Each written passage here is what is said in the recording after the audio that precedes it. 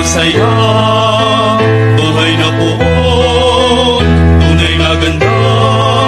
sa kanyang harap, kamangha-mangha, sa kanyang harap, tayo'y magpunta, sama-sama, tutuloy ang tahanan ng Panginoon, sama-sama,